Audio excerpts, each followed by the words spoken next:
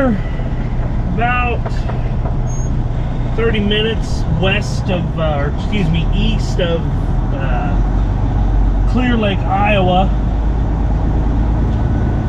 On our way to North Dakota. If you missed the last video with this load of crane mats, picked these up in Bowling Green, Missouri.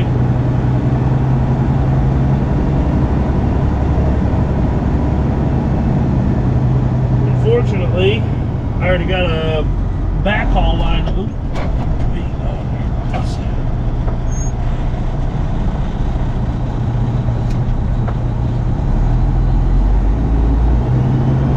Already got a backhaul lined up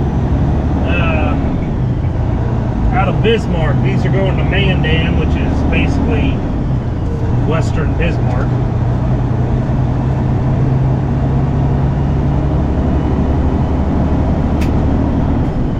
But I'm about just over 4 hours from home. It's Memorial Day right now. I got just under 9 hours left to go. I wanted to be able to fit all of my driving into one day so I could be there first thing in the morning to unload tomorrow on Tuesday. So I left last night, like just before 6 o'clock.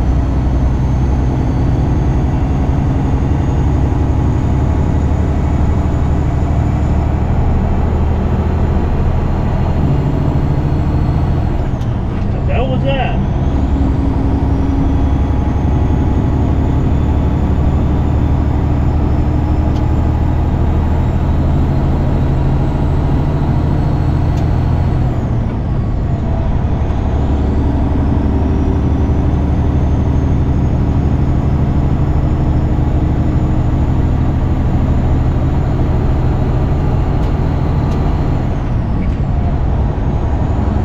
So far, been an uneventful trip, luckily.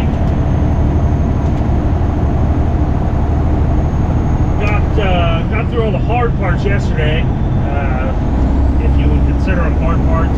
Waterloo, Iowa's got the only stoplights I'll go through on this journey, at least till I get to Mandan. So that's my hard part I'm talking about. I'd like to get my truck washed. There's a truck wash in Clear Lake, but they're closed today. I don't know if the Blue Beacon in Fargo would be open or not, but that's the only other truck wash between where I am and Bismarck, I think. There might be one west of Fargo, but I'm not sure.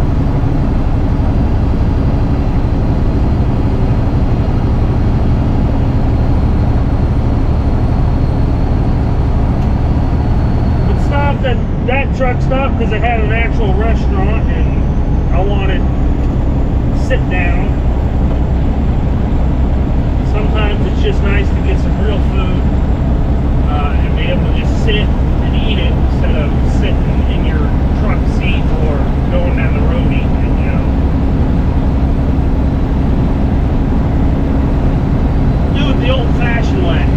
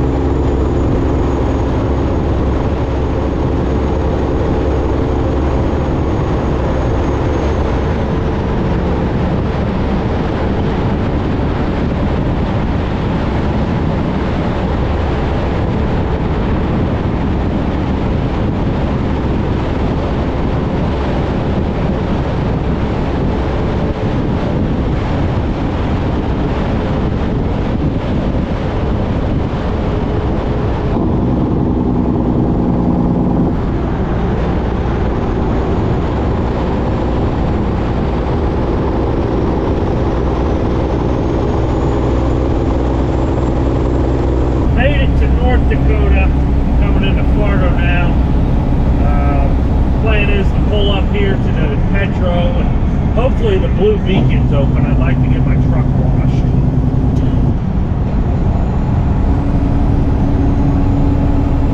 As soon as I got close to Moorhead, though, just traffic seemed to instantly pick up. I don't know what that's all about. I don't know if just people out bebopping around for Memorial Day or what. But like coming up 35 into what's the town called, Minneapolis, you know, it seemed like a normal traffic day. Nothing heavy, nothing light.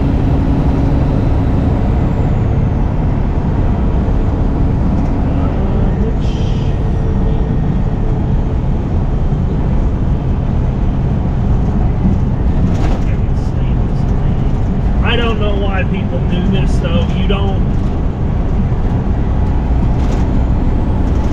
They slam on the brakes to let people merge in instead of moving over, or letting the people merge and deal with it.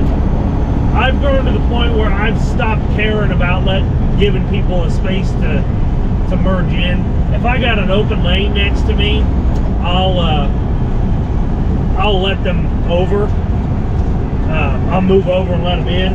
But if there ain't and they don't want to just hit the gas and go, you know, I'm done screwing with them, because I don't need to. Why do I want to come down to 45 miles an hour because they want to drive on the interstate at a crawl?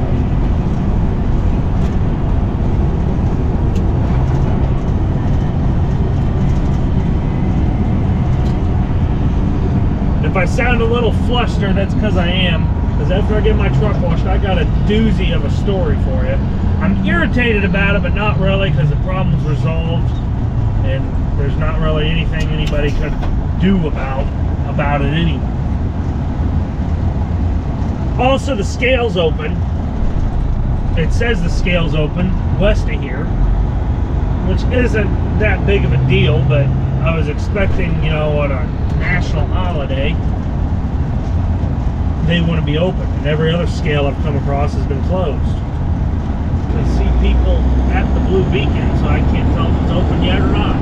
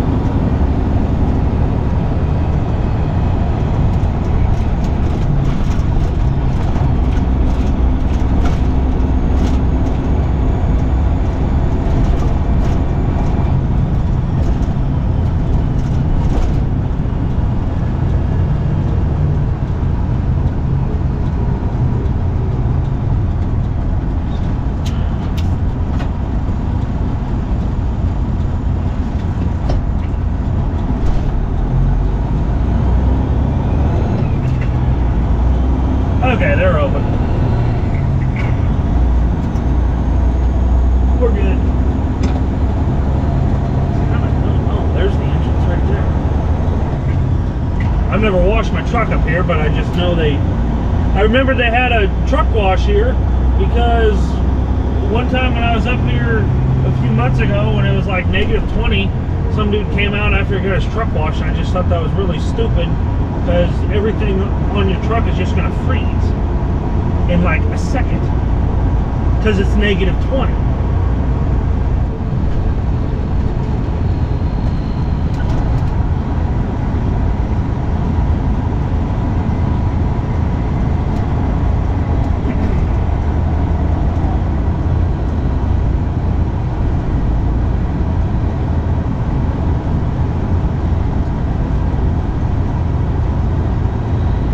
gotta wait either, so that's pretty sweet.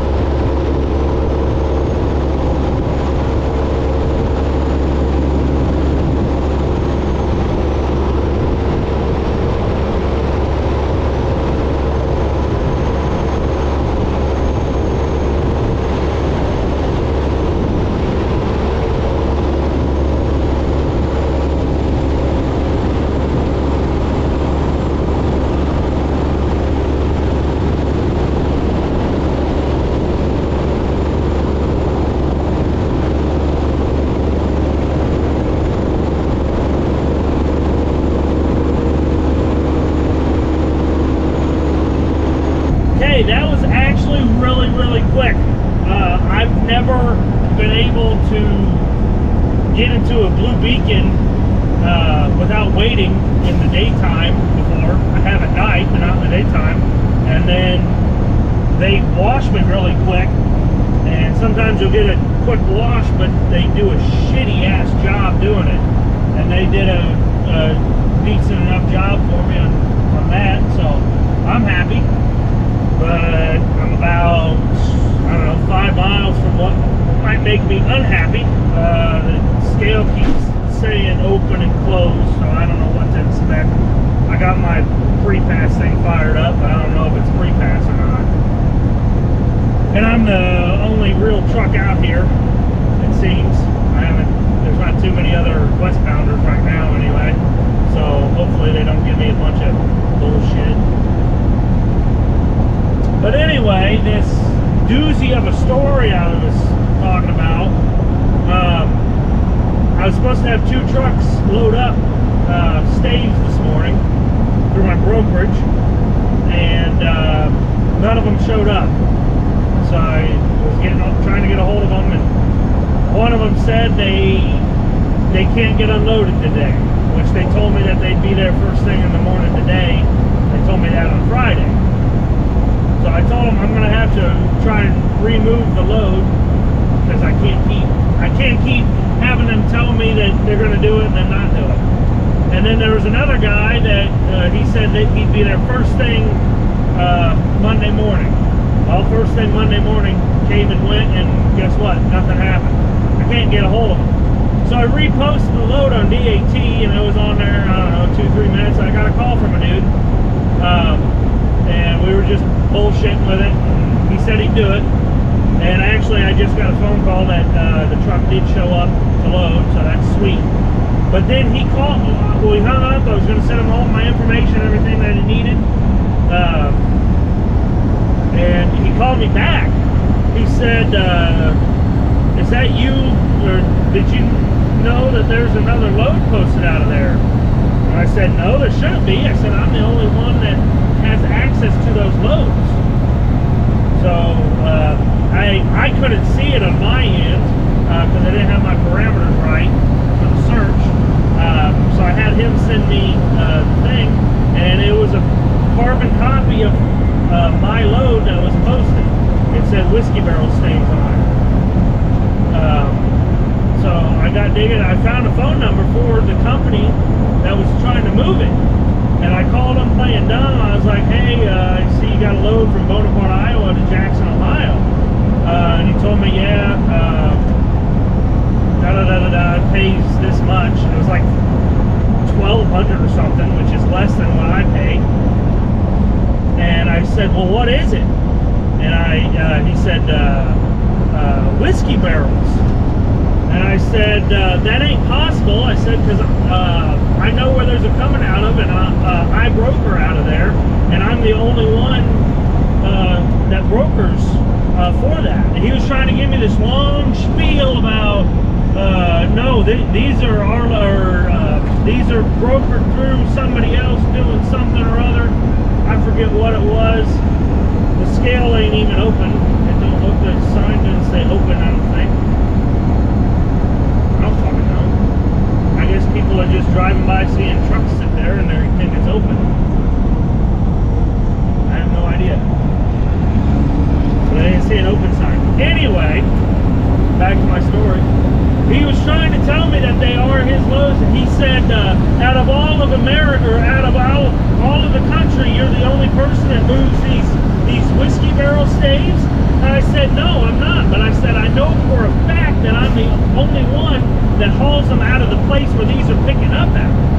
And he was trying to argue with me on that. And I said, tell me the name of the guy that you talked to get that load. He said, I'm not telling you that. And I said, you tell me the name of the company where they're going in Ohio. Tell me the company's name. He said, you tell me. I said, I'm not telling you that because you're trying to steal that information from me. You're trying to double broker my loads. And it kind of went downhill quick. I called him a stupid motherfucker, a few other choice words, this and that. But yeah, I didn't have a good conversation with him. But that's just complete bullshit. There ain't no way that there's nobody else around there that moves whiskey barrel staves, and the company that they're going to in Ohio, they are extremely limited to the amount that they're taking in because they're so full right now anyway. So even if there was another barrel stave place, the place where they're going is not taking them. I don't know what the guy was trying to gain though, because he has, you know, a guy would call about that load. He's got no address, no pickup address. He's got no delivery address. Even if he found where they were coming out of, he's got no way to even receive a payment to try and scam the payment off of me. So I don't know what the hell he was trying to gain. This obviously was probably their first rodeo, trying to double broker loads. I don't know, but it's delisted now. I got a truck that picked up my load, and I told him, I said, if you see anything else, just ignore it. I said, because I promise you, I'm the one that moves. I am the only one that hauls out of there that moves those loads. So that was how my morning went. But I contacted DAT and told them that there's somebody trying to fraudulently move loads. I sent them all the screenshots of the load listings and stuff. So, good times. And now we'll get up to the sign and I can tell you roughly how far I got to Bismarck. That's where we're going to call it a night, and then we're probably only like 10 minutes from where we got to deliver in the morning.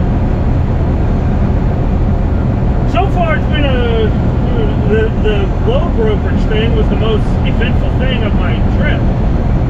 So 176 miles would be like just over 2 hours, something, almost 3, I don't know.